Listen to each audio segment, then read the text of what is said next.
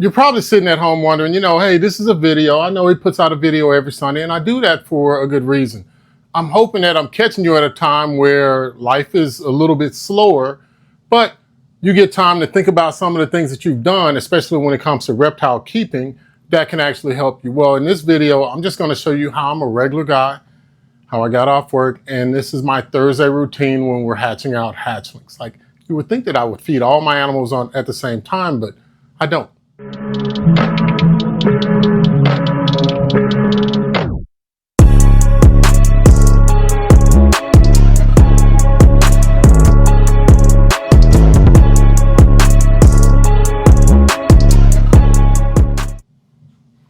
Hey, how's it going, guys? It's Paul with Spheric Reptiles. Thank you so much for tuning in today. Man, look, like I said before, I just got off work. I go to work like a doctor. And we have all these hatchlings. So I haven't had a chance to genetically identify these with shed testing yet, but in the process, I'm marking down how I'm feeding them, right? So the ones that have a line under them, they've already eaten once on their own. The ones that don't, they've been assist fed this whole time. So, I touched on this in my last video. I don't wait that long to start assist feeding my animals because at this size, well, the size of the prey that I'm offering, which is a mouse hopper until they actually catch on, they're all big enough to where they can take it. It doesn't matter if they're 50 grams, 60 grams, 70 grams, 80 grams, or bigger. All right, all right, all right. We have had bigger and we have had smaller, but either way, I can assist feed that mouse hopper to that animal to make sure that they get nutrients. So, like I said before, I'm a regular guy, and I've been seeing a lot of videos out there.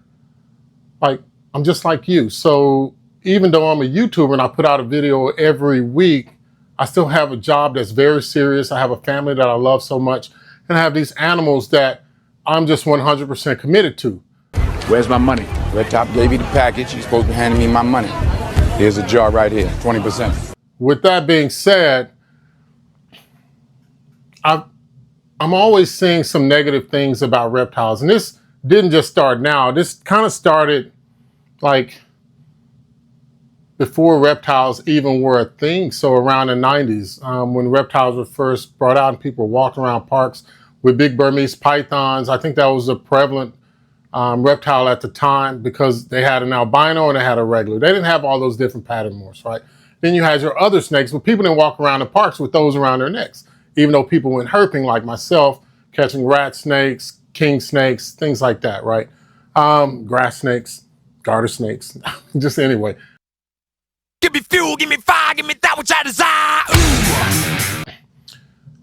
The negativity that comes around, I don't think it's warranted. For one, it discounts the value of the animals. So that's one thing that, if you know me, I don't feed my snakes to my other snakes, right? That's just something I don't do. I really do love all living things. That's not my normal practice, is to go around killing things. That's why I don't breed rodents. I buy all of my rodents frozen thawed because I really do cherish life. I don't know why I cherish life, but I do. I think it's because I see my own mortality in the animals and the way I care for them. I treat them the way that I would want to be treated if I were a ball python, king rat snake, red mountain boa, a boa constrictor, a yellow-tailed crebo, a black-tailed crebo, crested gecko, what else do we got? A bearded dragon, you name it. And even the plants that we have a lot of plants. So, and I never show those because that's just something that I really like. Lynn's gonna do a lot with the plants, but woosah. I just think that it should be a lot more positive because at the end of the day, when I was fixing up my cars, then I noticed that everyone that was around that culture was always positive, even if they spent their last dime to do so, or if they bet the house to do so. Either way, they were extremely happy. And so I really want for everybody to just see how happy I am because this is what I want to do. I came home to do this. And I even have, if you look at the TV, I got YouTube videos right now. This is a this is a Daytona Reptile Expo video that's on in the room. So, this is not something that I'm faking at. I know I got the lights up. And I normally wouldn't have the lights up, but hey, let me show you what I do, guys. So when I'm feeding my hatchlings, because I talked about that before, and this is all just to get you just feeling a little bit more comfortable and a little bit more at ease with things that you have to do. But I'm gonna show you one of the things that we do. First thing I do is I get these extra long tongs, right? I think they're 18-inch tongs, and they don't have a rubber end on them because when the animals bite that rubber end, then their teeth get stuck in there. So I opted to go with the metal one that I can actually feed, and it keeps the heat signature of the rodent far away from my hand so that the animal, the snake, can actually identify the size of the prey, get the heat signature, and determine, in their way, if it's edible or not, or if they should even try to eat it because it's a rock or it's in mouse, right? Then another thing we do, and I will show you how I actually feed these, but these are all vacuum sealed. We buy all of our rodents frozen thawed. Well, we buy them frozen, not thawed. So we buy all of our rodents frozen, then we break them up into these other increments of 3, 2, and 5, right? And we vacuum seal them so that way we can store a lot of them for a little bit longer. And when we're thawing them out, if you can see this, baby. So what I do is I fill up any old bucket. Now this one came from Sam's. I'm not sponsored by Sam's. Sam's is not affiliated with Spheric Reptiles in any way. But I put my rodents in here, and you can see I have my large mice here. And then I have my mouse hoppers here. And this water is still above 90 degrees, or maybe it's above 100 degrees because I can feel the warmth. But with that being said, this vacuum seal method keeps them warm so that until I cut them open and I feed them. So that's what I'm gonna be doing today. This is Thursday. I decided to break up my feeding from the rest of our collection to just focusing on our hatchlings. And this normally, I don't know if you guys, how long you've been watching our videos, but I was talking about the staggered breeding method to where you have 2 breeding seasons. Because we're trying to produce so many animals, I'm actually going to have 3 breeding seasons. So this is our first production, which came a little bit late because all of our females went later in the year last year, so that pushes them a little bit later. So it's about 14 months before they can actually deliver anything for you, even if you can pair them up in 10 months, which we generally don't do that. But you can see all of these. So we got a 1, 2, 3, and 4 for clutch numbers. This is 2604, and we got 2605 in the incubator right now. So until I can get them on food, they won't ever be available. But you can go ahead and start looking at them now and let me know which one that you're interested in so that when I do the genetic test, then I'll be able to let you know that. So just let me know at info@sphericreptiles.com. That's why we have the email address, so that you can either ask questions or you can see animals that you're interested in and you can let me know. And also we have a reptile or a ball python care management brochure, or I guess let's say a brochure. It's actually like a small booklet. It's about 12 pages. I tried to make it as thorough as possible. I can send it to you over, it's what is it, baby? It's an email, something I can send over email. I think it's like a PDF or something like that. So I can send that to you. But either way, guys, I'm gonna go ahead and get right into this. And Lynn's just gonna video me, but yeah, so this is what my normal routine is. And I try to get something clean, right? And I bring my trash can close. And so when I'm feeding, I try to do this as quickly as possible, which I can show the animal striking it, but I can't show the animal consuming it, right? So that's what I'll do now. But with these tongs, I just grab it straight out of the box. And then I go here and I can bring this animal down. And I don't know if it will.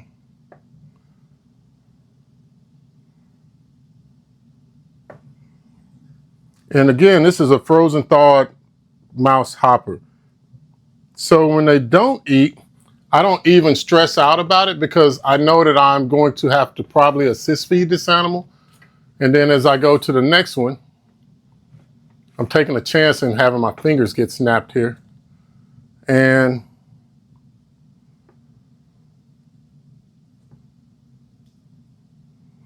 I don't know if any of these are going to work. Let me come over here to try to see. I normally don't feed with the lights on, but this animal looks like it's about to go in the shed, which is good. That way I'm trying to wait till I get all the shed tests. I just cover it back up. So it struck the animal. And what I do is I go back and I see if this snake, which is gummy worm, consumes the mouse hopper, right? So I'm not going to show you it consuming the animal. I just wanted to show you guys how I thaw it out and then the process of trying to get the animals to eat. So I'll run through a couple more as I keep talking. So one of the major things about reptile keeping is your ability to be consistent, right? Consistent with your husbandry, be consistent with, okay, I'm sorry. So you have to make sure that you're consistent with your husbandry. You have to make sure that you're consistent with your feeding. And see how that one struck? So it's on the way, and I can see if it'll strike again. It missed. It looks like this one is about to go in the shed too. So that right there is a defensive strike. So instead of me just stressing the animal out, I'll put this animal back, and I still haven't sexed these animals. I need to do that this weekend. And I'll just go straight to the next one. Check and make sure that they're not there. So if you have these tubs, one of the dangerous things about them is that when you reach your finger in there, the animal can actually be sitting there and waiting on your finger as a food item. Now, she normally strikes a lot, but she doesn't consume. Let's see what she does.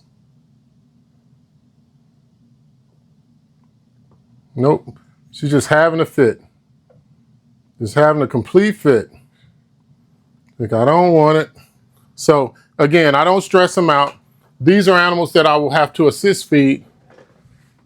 And let's see. So, just to let you guys know, all of these are my head clowns. So I will have possibly Phantom, Huffman, Pastel head clowns here. So I have to genetic test them, and then I have some that are actual visuals for clown. And you can walk up on that one, baby. So this one is one that I think is a Phantom. It looks like a Phantom leopard yellow belly clown, of course. And so I have to genetic test it to see if it actually has any other genes. So if it has the Huffman in it as well. I don't see any Huffman, but because of the alien heads being so pronounced, I'm going to have it genetic tested for all of them just to be sure. But I'm pretty sure it's leopard phantom because of the eye stripes around the eyes, right? It's so dark. The number one thing you should think of when you start to get these hatchlings is you need to set up a feeding schedule, right? So right now they're on every 5 days mouse hoppers. Once they get on mice, for over 2 feedings or 3 feedings, then I'll spread it out to 7 days because then I know they have the routine down. For a lot of them, as soon as they get their prey item, or if I have to assist feed them, I remove the water dish just until they consume the prey item, then I put the water dish back in there, just as the case as with this one right here. So you can see I've already removed the water dish. And that way, I don't want to walk into a situation to where they constricted or, they took in or constricted. I don't know how to say it.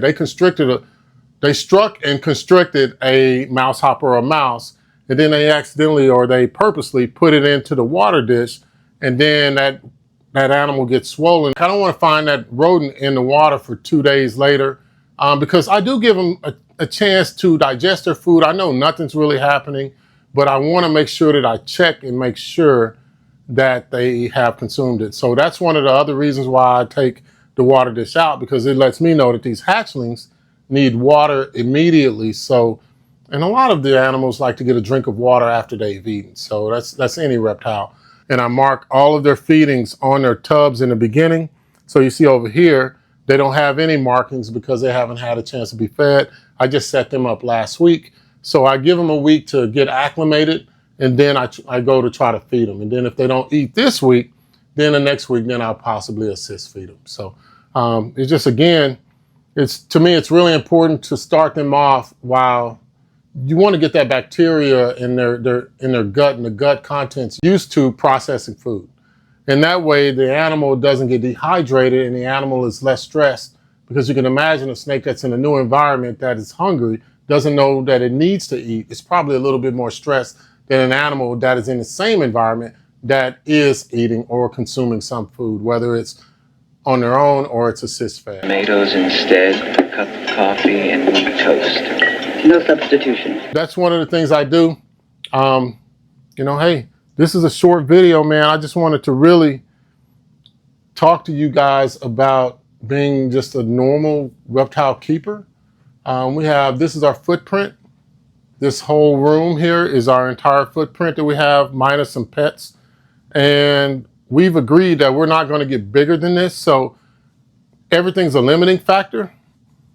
We will only produce animals if we continue to sell animals. It's not like we're just going to keep producing animals if we don't sell them. We'll just take care of the animals that we have, and that's just the way that it is, right? Empty hatchling racks. Oh, yeah.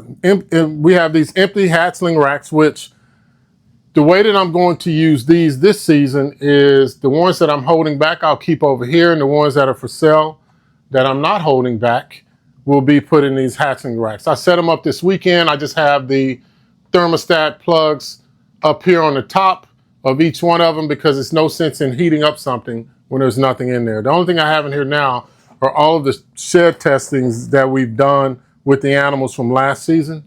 And I'm already working on this season's animals from the babies right now and some other animals that we have.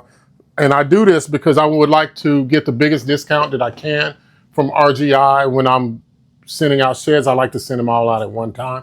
That way it's only one part of the budget and I don't have to worry about it again until we have our next group of hatchlings or eggs or whatever. So, hey, I just wanted to shoot out this nice video on just someone that's happy about keeping reptiles. I know that it's not planned or anything. Normally my videos are planned, but this one I just wanted it to be off the cuff.